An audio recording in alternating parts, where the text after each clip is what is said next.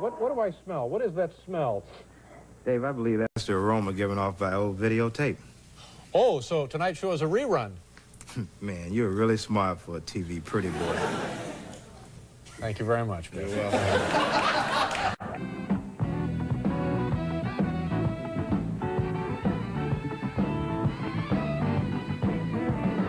From New York, chicks, look out.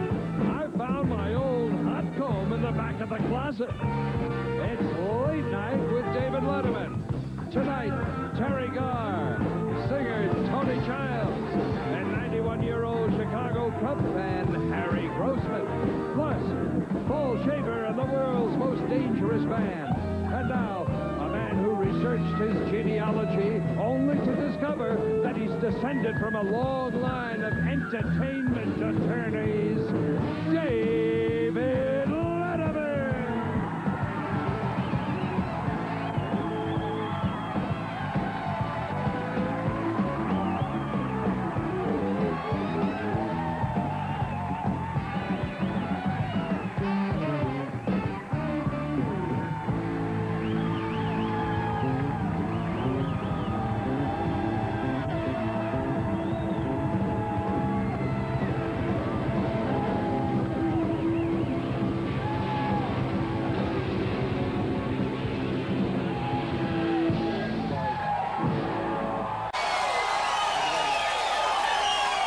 Thank you very much. Welcome to the show. Thank you. Hi.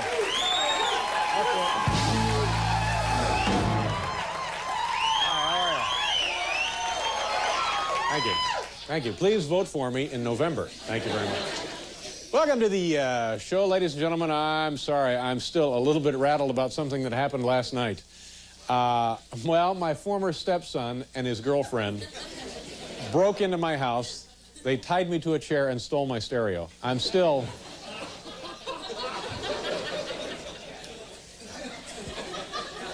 Being rattled. Yeah, yeah. You know, this is interesting. I was on an elevator. We do this show every night from... we're on the 6th floor, aren't we? That is correct, sir, yes. Yeah. And here in Radio City, Rockefeller Plaza, wherever we are, it's a like 45-story building, maybe taller. Right? How many... 65. See, turns out it was taller. So you spend a lot of your time on elevators, and I'm in an elevator today with a General Electric executive, and he's wearing one of these medical alert bracelets, you know? Yes. If they find the guy, if he's in a traffic accident, God forbid, or they find him somewhere walking around goofy, and the attendants will look at the bracelet, and it tells them what they need to know about the man's condition. And I looked at it, and all it could said was, thinks cough syrup tastes yucky.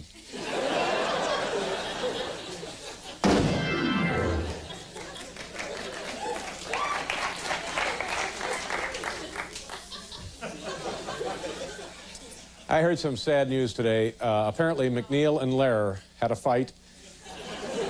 And McNeil has moved into a Midtown hotel.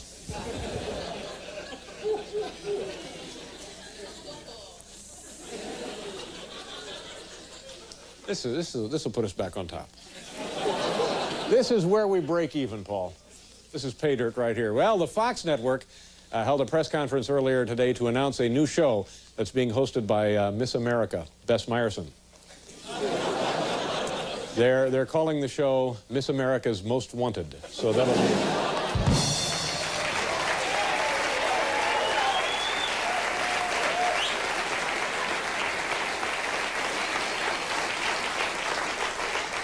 What a show. He turned on the, illuminated the field there was Harry Grossman. This man has been going to Cubs games since when? The turn of the century? Before the turn of the century. Huh?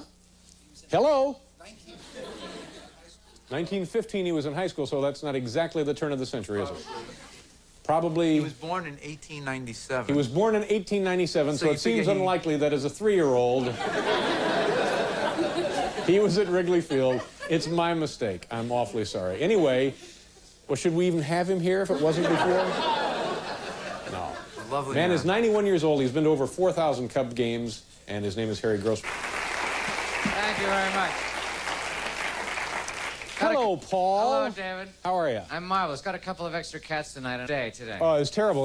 Last night, there was trouble with the Miss America people because we wanted to have Miss America, whose name is Gretchen Elizabeth Carlson, on the show. We wanted to have her on since before the pageant. We kind of had a hunch she'd win. And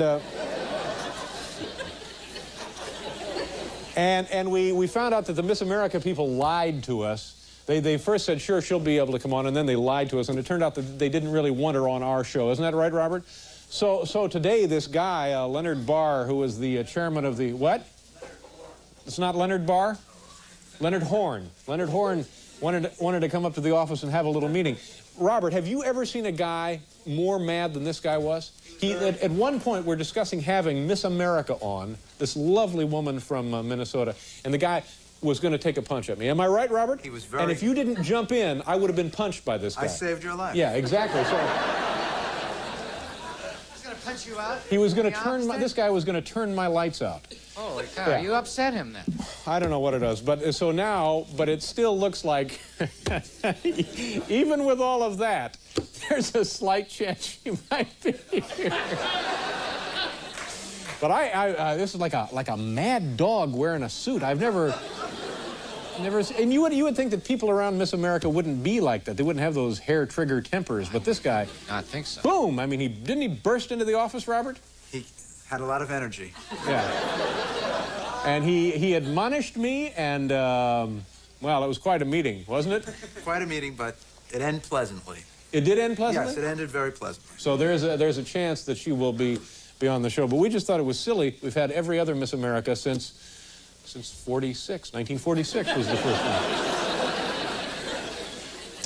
one. So I thought what we'd do tonight, rather than leave it in the hands of Mr. Tough Guy Big Shot from Atlantic City, we would ask this lovely young woman personally if she wouldn't consent to being a guest on our show. She's a classical violinist, as you know, Paul. So Gretchen, if you're watching, or friends or family are watching, there you go. You could come on. You can sit in with the band.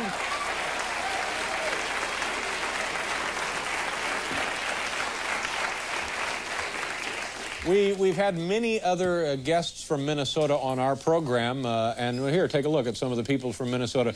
There's Harmon Killebrew, Baseball Hall of Famer. He was on, had a great time. Also from the Minnesota Twins, Kent Herbeck, he was on, couldn't have had a nicer time. In fact, still talks about it even today. Garrison Keillor was on this program, also from Minnesota. Bob Dylan from Minnesota was on this program. He had a wonderful time, and, well... but Gretchen, it doesn't really make any difference what I think. It doesn't make any difference what the studio audience think. It really doesn't make any difference what the home viewers think. But, you know, if you could come on our program, it would mean a great deal to someone very special. Am I right, Paul?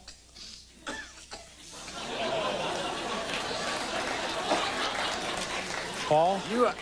You are so right. Dave, you know, I haven't been doing that well lately. Yeah. But I'll tell you something, all the medicine I need is to see Gretchen Elizabeth Carlson, our new Miss America, walk on this set to be a guest on this show. Paul, rest yourself. Sit down and rest yourself. Oh, Schaefer. Now, this is, Miss Carlson is a very bright young woman. In addition to being a classical violinist, she has hopes one day of attending Harvard Law School. So we talked to one of NBC's finest attorneys, Drew Kastner, and he has a little proposal he'd like to give to you now. Drew, come on out here. Drew Kastner, ladies and gentlemen, from the NBC Legal Department. Hi, Drew. Good to see you. Have a seat. She wants to get into Harvard. Is there anything you can do, Drew? Dave, we're cognizant of her desire to attend Harvard Law School, and I've prepared a little draft of a letter of recommendation, which we'd be happy to send to Harvard. Could you read that to us now? I sure will. Dear Harvard Law School, Miss America was a guest on our program on September 15th, 1988. She was one of the best guests we ever had. Based on her appearance, we think she would make an outstanding attorney. Yeah. We don't see her going afoul of the law like some Miss Americas we could mention. Sincerely, Drew Kastner, NBC attorney. Very nice, Drew. And you're prepared to shoot that right off to Harvard.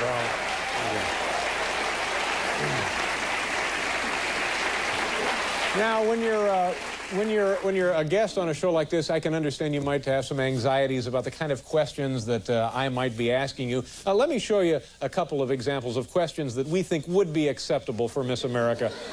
For example, how did you feel when you won the big pageant? That certainly would be in keeping with the event. And then another question, are your folks really proud of you? Now, those are questions I think are acceptable to ask Miss America. Now, here is an example of questions I don't think are acceptable. These are unacceptable questions for Miss America.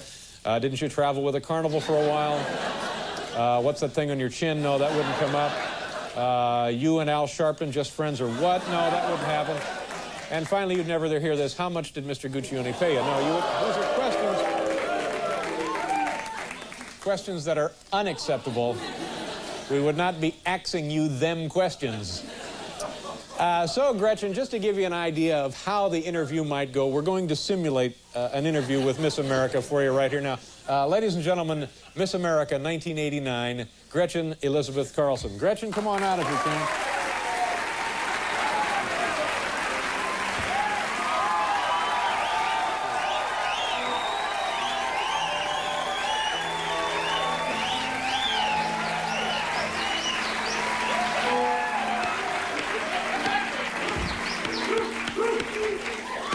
So, Gretchen, thank you very much for being here. Are your folks proud of you?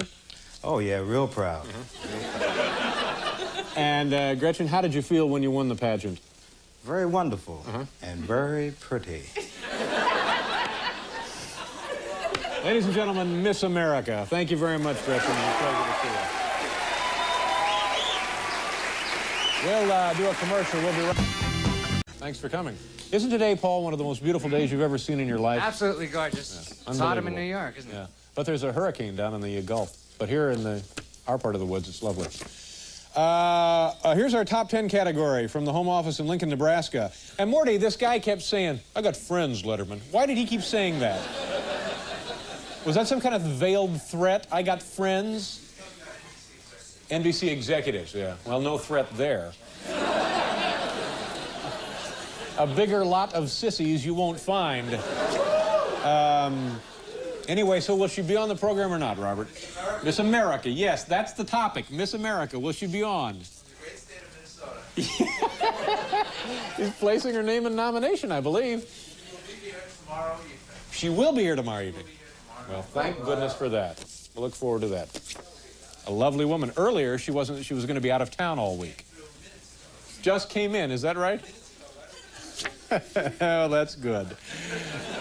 Anyway, here it is, the top 10 list from Lincoln, Nebraska, tonight's category, top 10 things overheard in Olympic Village.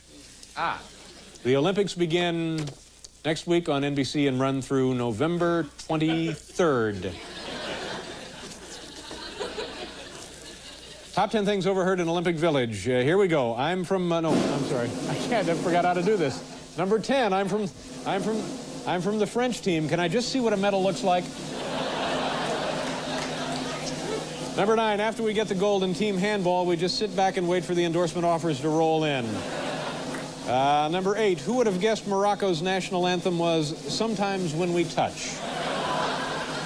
Number 7, I thought there would be rides.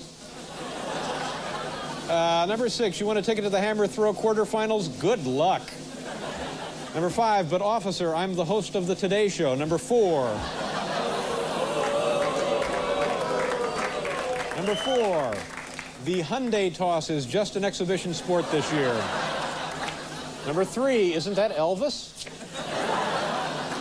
Number 2, official dishwashing liquid of the 1988 Seoul Olympics. You're soaking in it.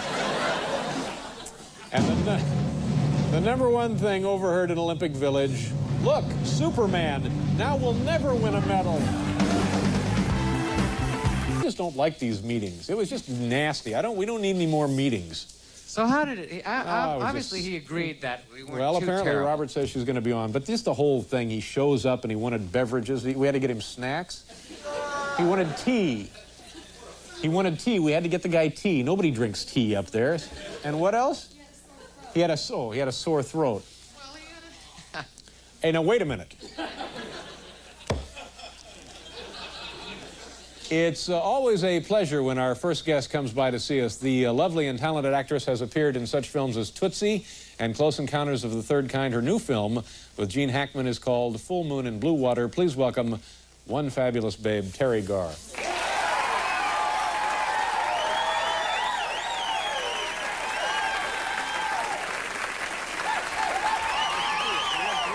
You look terrific. I'm thinking of entering the Miss America pageant. A little...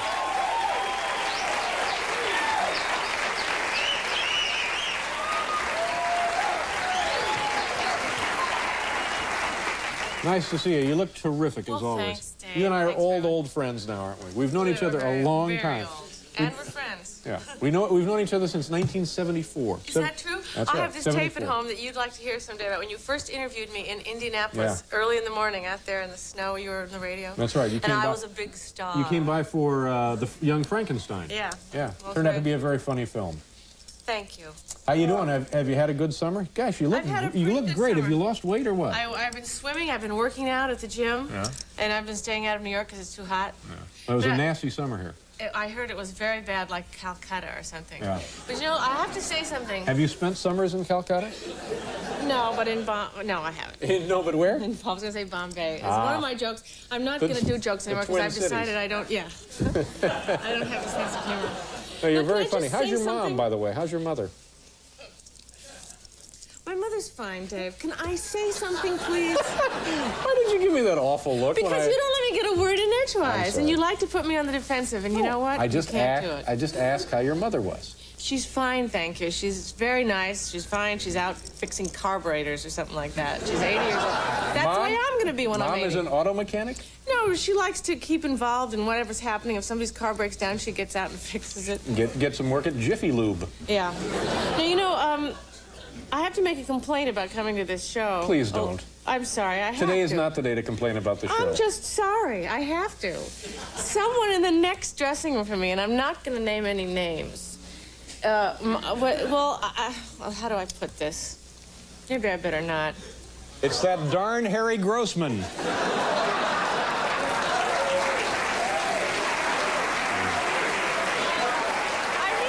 very hard for me to concentrate. I should have brought that up. No, of course you shouldn't have brought it up. That's an allegation that reflects poorly on members of this show. I'm sorry, that's just tough. Well, you pick on people when they come out here. I and don't have to pick lodge a on complaint. anybody. Oh, you pick on everybody. What have you been doing? I heard you got arrested. You did, right? Yeah, you got I arrested. did. Well, let's talk about that. What were the circumstances? I was arrested at a nuclear power plant because they were testing nuclear weapons in Nevada. And I crossed over some line about, I wasn't supposed to. Did they say, please don't cross this line? Yes, they did. They said, if you cross over this line, we're going to have to arrest you. And I said, fine. Because they were And now, testing. what purpose was served by you crossing the line? Well, apparently, not much. But I saw what it was like to be arrested and have handcuffs on and go right in a bus. Oh, yeah, like you don't know what it's like to have handcuffs on.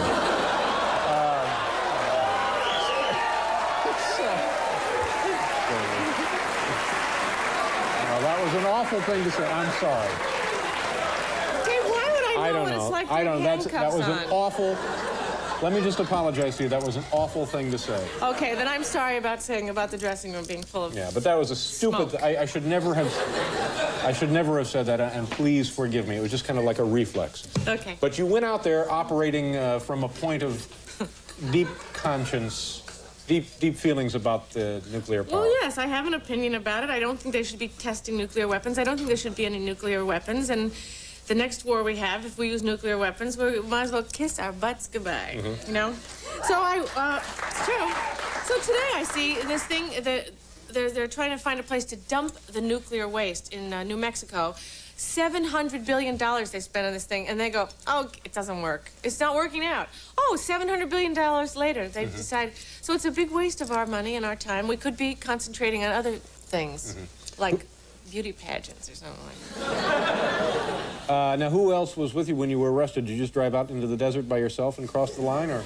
No, I was with some caring pals. Neighbors of There's yours? Friends and neighbors, and well, Daniel Ellsberg was there, and so some Indian people. You know, it was a very interesting thing, and it was also kind of a flashback on the 60s. There was a lot of those. Did you do this kind of thing in the 60s? I went to a couple of Was this your first arrest?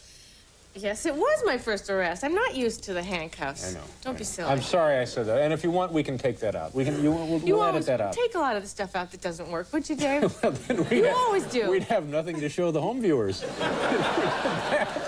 It would just be one long PSA for the Red Cross. It doesn't faze me, that kind of stuff, because it's not my fault. I know it's not your fault. You've been nothing but delightful tonight. Oh, stop that. Well, just don't touch me. All right. We have to do a commercial, and then we'll be right back. I'm very... Not for them. It's for every Miller Lite drinker in Texas. Just tell them Randy Quaid's here. Randy Quaid here. Who? There's only one light beer with a taste big enough for Texas. Miller Lite. See you at the party. All right. Get back to you soon with more details. Who will? Now, I will. Mind?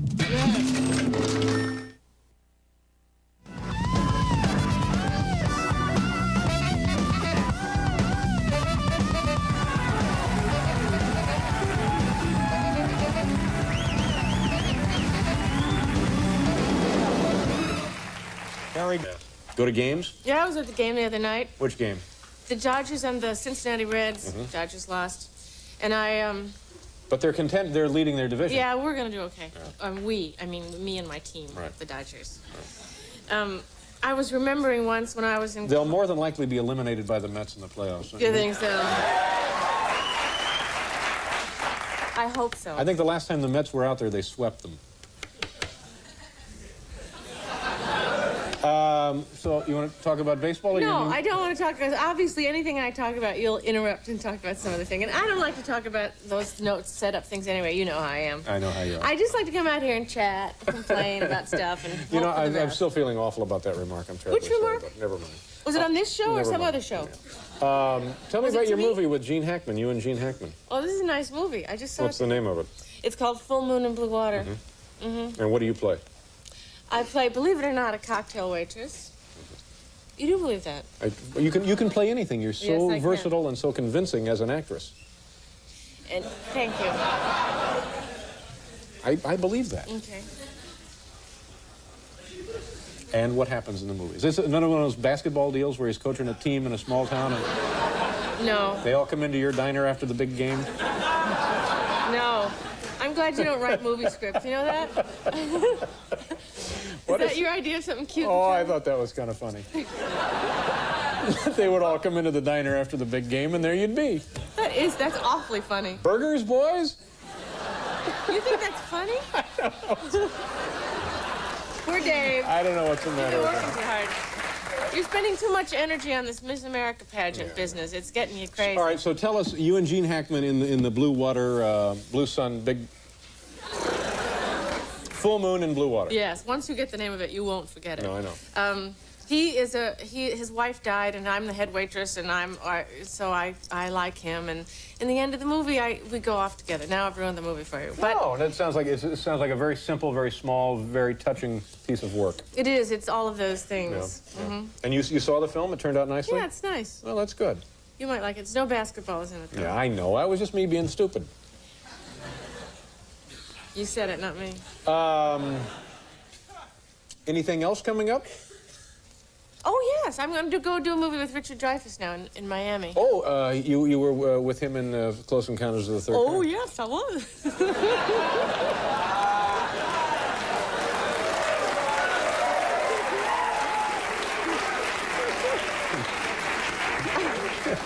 I'm sorry, Dave. I wasn't making fun of you. No, that's right. Make fun of me. Please make fun of me. You feel you deserve it, don't you? Well, yeah. I do. Well, I really feel that way. I'm full of self-loathing these why days. is that? I don't know. We don't want to waste your segment on me. Yes, we do. I think it's about time we wasted one of these segments on you. Because you're always focusing your direction on the other person, rolling out that Rolodex for your little jokes that you're going to slip in. Why don't we talk about you for a change? Well, I'd love to, but we're out of time. Oh, It's right there. It's time to go. I'm sorry about that. Will you come to the cast party? When? Is this like the baseball game? The softball game? Or is this a cast party? No, we have a party after every show. Oh, really? Yeah. And we'd like you to come tonight. Yeah, I'll be there. It's at the Rainbow Room tonight, isn't it, Robert? Yeah. Oh, it's beautiful. They've refurbished it up there. Please say you'll come. I think I'm busy. Oh, come on. I think I have something else to do. The film, Full Moon and Blue Water, opens when? Tonight. No, it's November 11th. Well, I just thought I'd surprise you. November 11th. So, Yeah, so yeah. cast your ballot and then go right to the theater. 4 or 5 days later. Oh, yes. Oh, you mean for...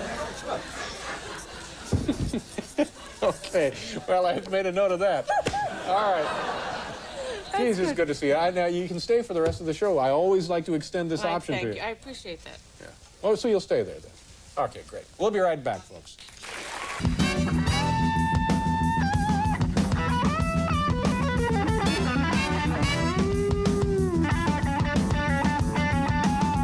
Art, funny, and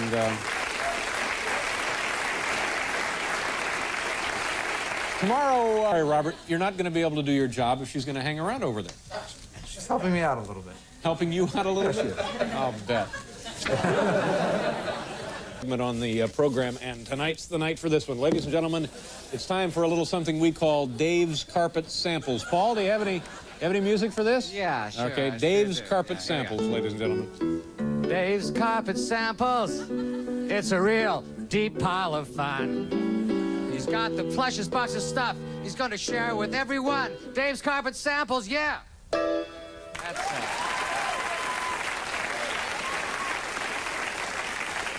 All right, this first one, ladies and gentlemen, is not so much a sample as it is a remnant. Take a good look at the very closely woven... Oh, darn. Oh, excuse me a second. Oh, brother. Oh, it's that one.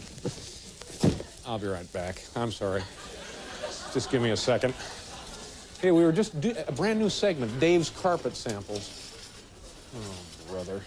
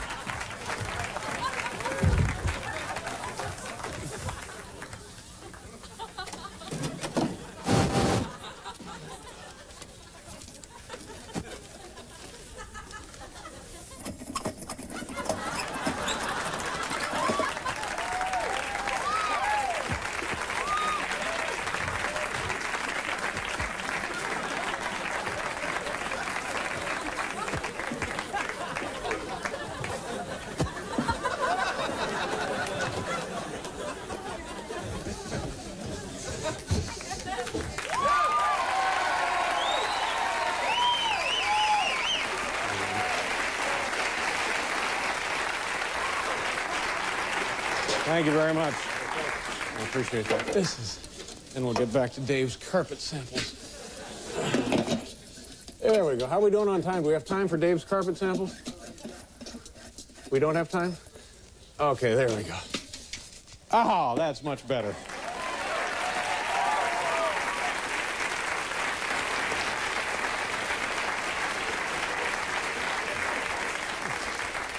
Well, we'll just have to do this another night.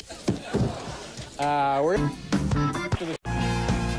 remember, our next guest pressed a button, and turned on the lights at the first night game in Wrigley Field in Chicago.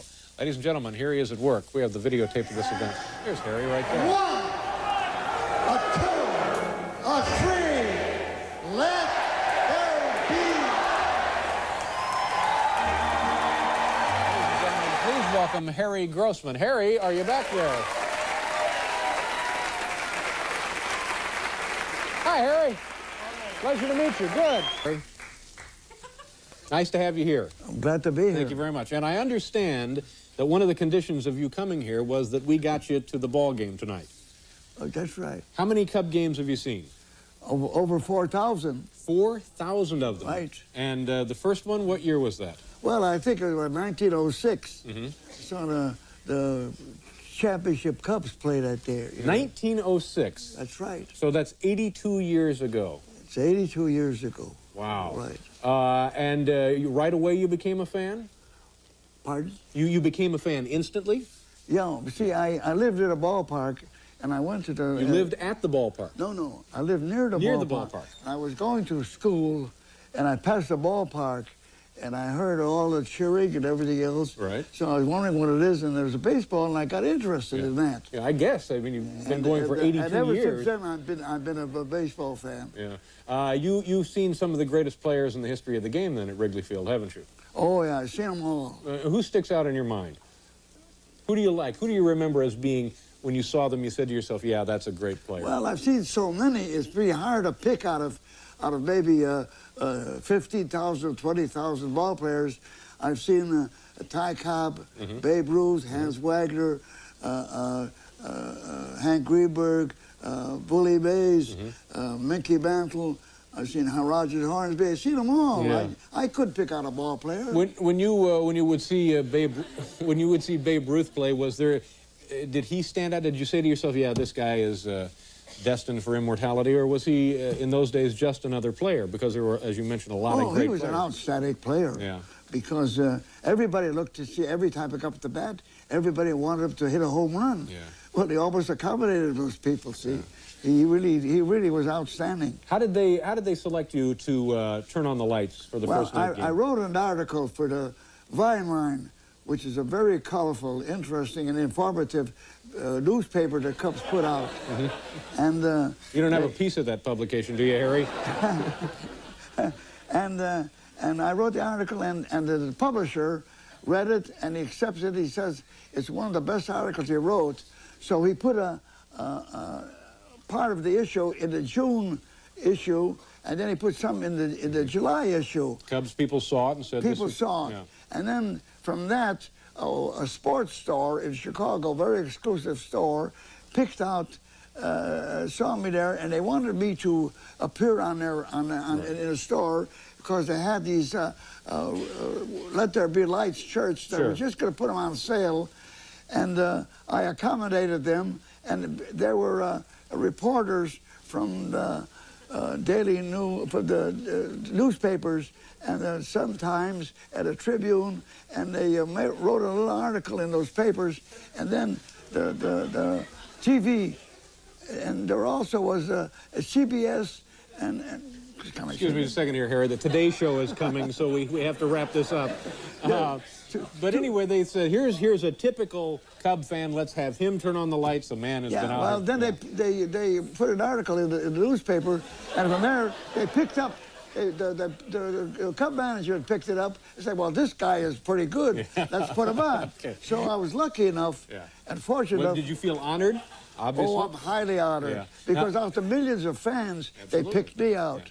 And how do you feel about having lights there at Wrigley Field? Oh, they're wonderful. Really? Oh, sure. Because it gives a chance to a fellow who cannot come to the games during the day, and he's just as good a fan as I am. Right, but you don't subscribe to the theory that purists feel that baseball should be played during the daytime under the sun. Well, it can be played at night or can be played at day, as long as it's a ball game. To me, it's entertaining. Well, that's true. To me, it's... Harry, why don't you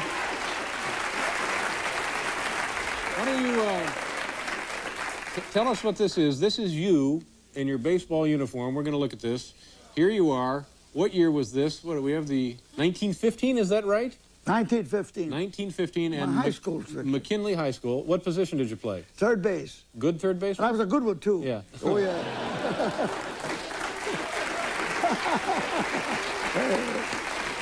So when you're done here, you're out to Shea Stadium to see the Cubs and the Mets. Oh, yeah, I'm going to the games after this. Wouldn't you like it if the Cubs would get into the playoffs a little more frequently? Wouldn't you like to see them win a pennant occasionally? Well, actually being a Cub fan, I'd like to say I've been waiting a long, long, long time. Nice to see you. Thank you very much for being here. All right. Harry, good to meet you. When is your birthday? When will you be 92? When is your birthday? Birthday, December 25th. So you got a birthday coming up? Yeah. Christmas? Christmas Day. Pretty good deal. The guy upstairs and I are like this. Got a deal. Oh, yeah. I guess you do. I got a deal going. We'll see if you can't pull some weight for the Cubs then. Yeah.